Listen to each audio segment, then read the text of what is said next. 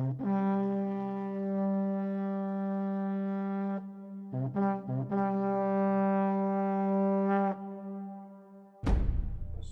cameras turning over, and slate.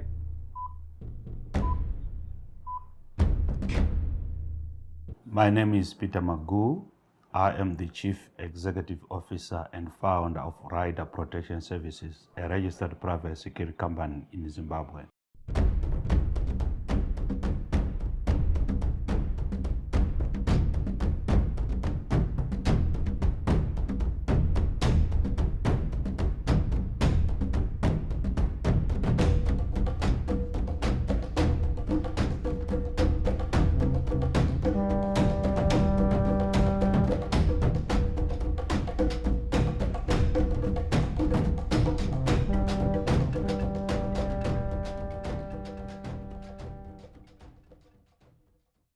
We do run private security services as well as a K9 division, which is into anti-poaching and drug detection.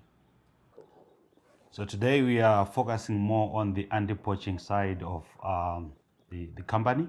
Yeah. We have got a dog training center situated here in Harare. So in 2013, after we have noticed that there was a high rate of poaching in the country, we have decided to build a training center here in Zimbabwe. Our main goal is to have at least about 100 dogs. Basing on our past experience, I've been working with the dogs for the past 20 years, working in countries such as Iraq, Afghanistan, Mali, and Somalia. Armed with my security background, we have thought of introducing those experiences in countering poaching in Zimbabwe. So far, we've managed to build one block of 20 units, and currently we have got 21 dogs. Then out of the 21 dogs, we only have about 4 dogs that have been deployed that are actually operational in Zimbabwe. This is mainly because we have noted that most organizations that are into anti-poaching efforts, they are mainly concentrating on the protected areas and leaving some other areas that we thought they might as well need to be looked into. And the dogs that they've been using are only trained on tracking. So our dogs are all trained in what we call dual purpose. They are capable of tracking human scent. They are capable of detecting ammunition, bushmeat, snares, and they are also capable of apprehending. So you find out that this also comes as an advantage in terms of minimizing cost, because one dog is capable of doing multitask. We also want to spread our wings a little bit in deploying some of these dogs in the airport as well as at our border post. The reason being that we have noted that, yes, as much as we are putting effort onto the protected areas, there are some people who might as well be able to get away with whatever they might get in those protected areas. And the main market for poached horns is out of the country. It's either maybe Asia, and we need to put a choke on that market.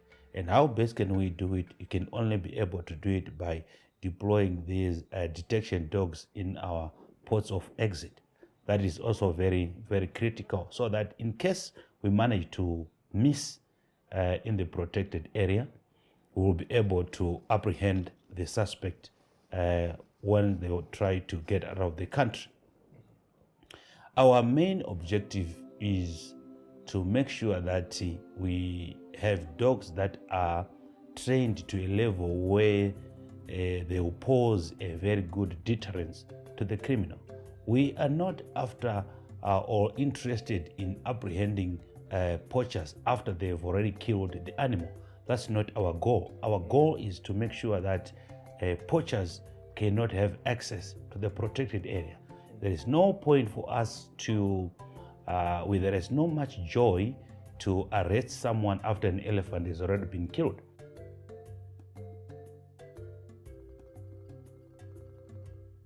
We are only interested in making sure that we are making it very difficult for these people to gain access to these protected areas. So we would like to make sure that we deploy as much dogs as we can onto the ground, as well as making sure that our dog handlers and rangers are trained to the highest level, hence the establishment of the training school. And all our training staff are UN accredited. They've worked with the Department of Defense, US Army, and our training standards are one of the best into the country.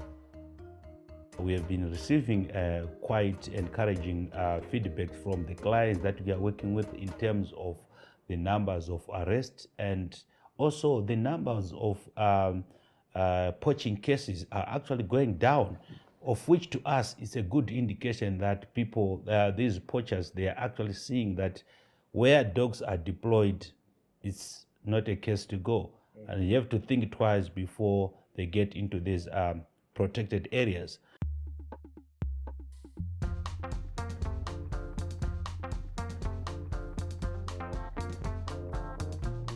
Is it heavy, Greg?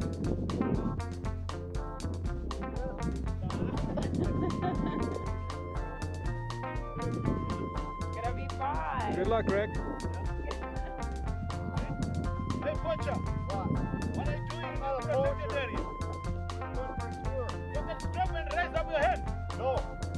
Hey! I said stop! Catch him! Get him, master! Get him, master! Get him, Poacher! Get him!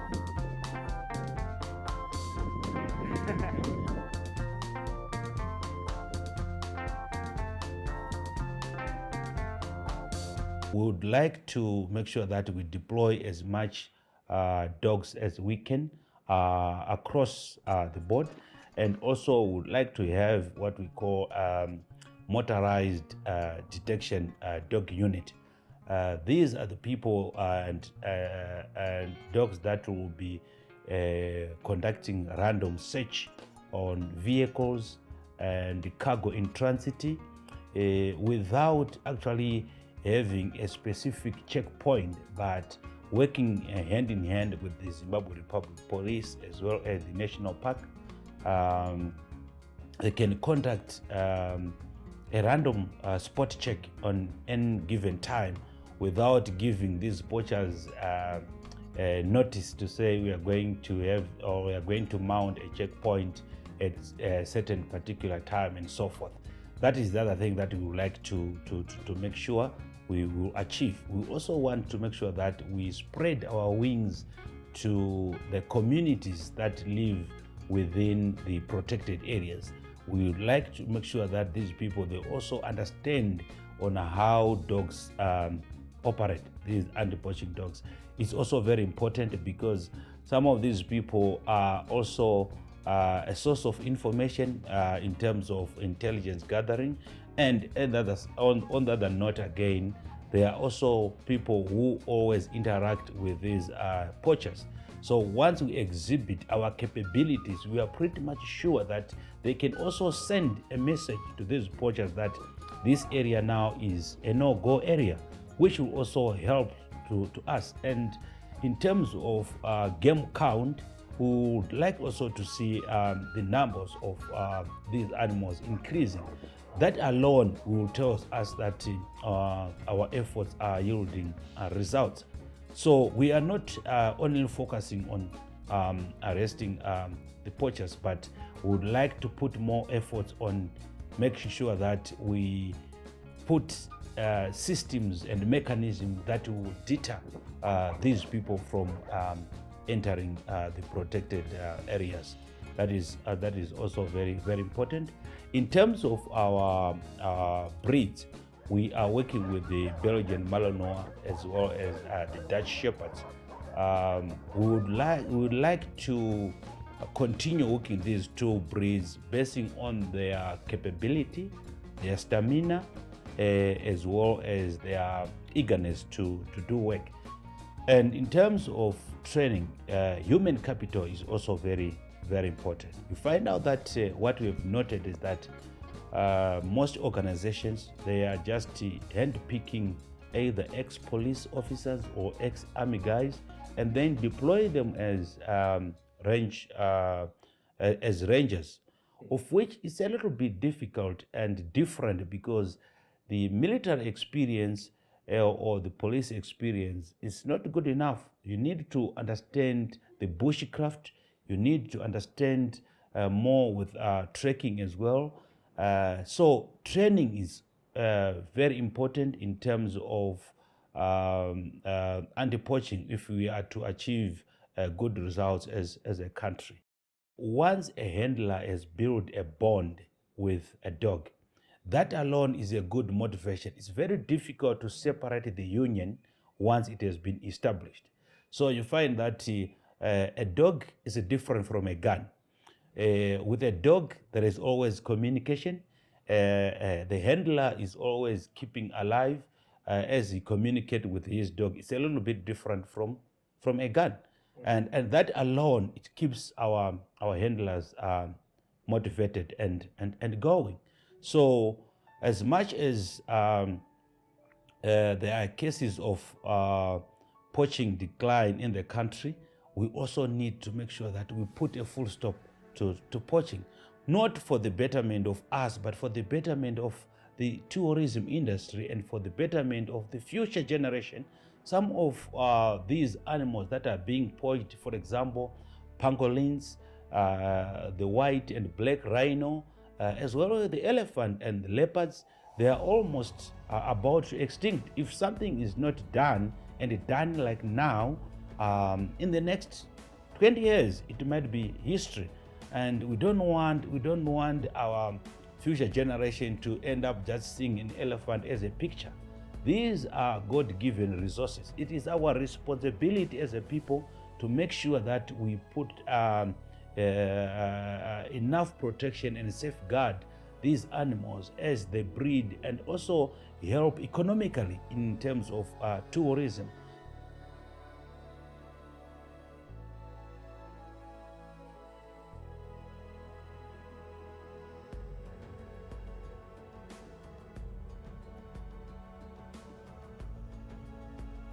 Why does this trade even exist?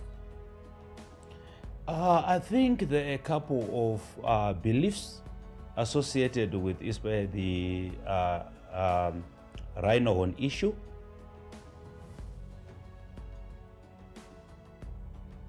People, they believe that if you use the rhino horn, you'll be able to treat things like cancer and so forth.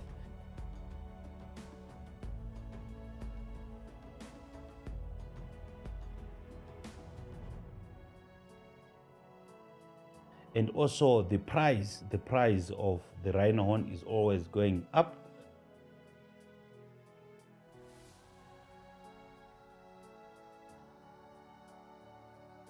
Also, there's issues to do with unemployment, particularly here in Zimbabwe, and poverty in general. You find out that some of these poachers are just poaching for the sake of consumption.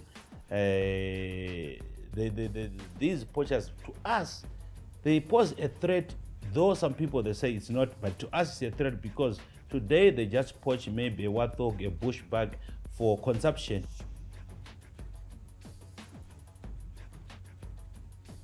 But once they get experience of getting into these protected areas, eventually that's when they start looking into big animals. So employment is a factor, and traditional beliefs is also a factor that is also contributing to poaching.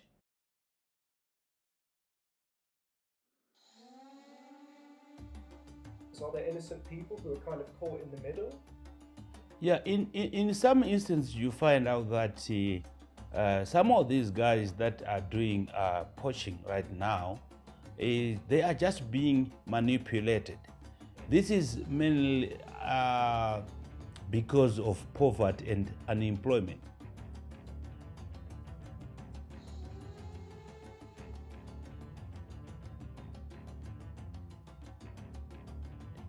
The initial beneficiaries, they may not be actually into the bush. These are people with money. These are people that are always living large. So they use their money to manipulate poor young men who are living within poor communities to go and do all these dirty things.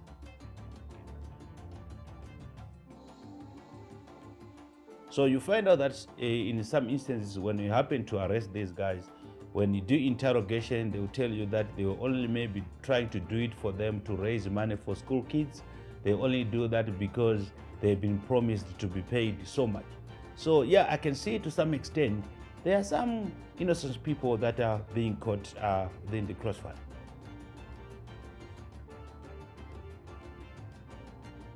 How can the company, the work you do, and the country create incentives, especially to the poor and desperate people who are struggling to keep their families fed? As you already pointed out, you could get caught innocently for survival. So as to re-educate, incentivize and redirect these people who might be tempted to other resources that could be made available, so they never get involved in this kind of horrible situation. I think it will be viable if these people are given enough education about how this wildlife is important to them. And secondly, I think if resources are channeled towards income generating, it's also very, very important. And employment creation. You find out that in some instances, there are situations whereby we are actually being forced to recruit our handlers from people who are within the protected areas. So by creating employment, you make sure that it actually stop these people from engaging in this illicit trade.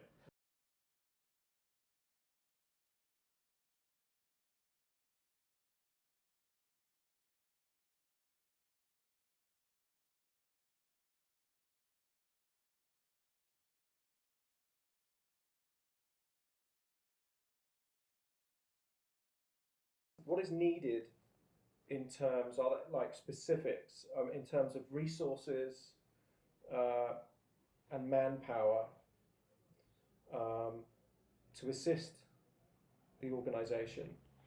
From our side, I think what is really critical for now is more to do with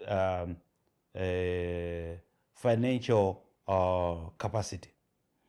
We have got people who are capable of training people, but we have got a challenge in terms of giving these people required uniform, required gear to do all the necessary patrols. We also need things like vehicles as well. It also helps. And also not forgetting that also these dogs, they are also not very cheap in terms of training. It takes about 6 months to train these dogs, and it takes about 3 months to train the handler before they are deployed into the protected area. So I think things like uniforms, things like vehicles are also very important. And also communication, things like radio communication is also very important. Uniform also is also very important. Yeah. And I think those are some of the things that can also actually motivate even people within the living within the protected area to say, let's go and join these people. Once we are capacitated, we are able to recruit more people that live within the protected areas into our K9 unit. And then we give them a work to do. Instead, then they will choose to work instead of getting into poaching. So that will also work as an advantage.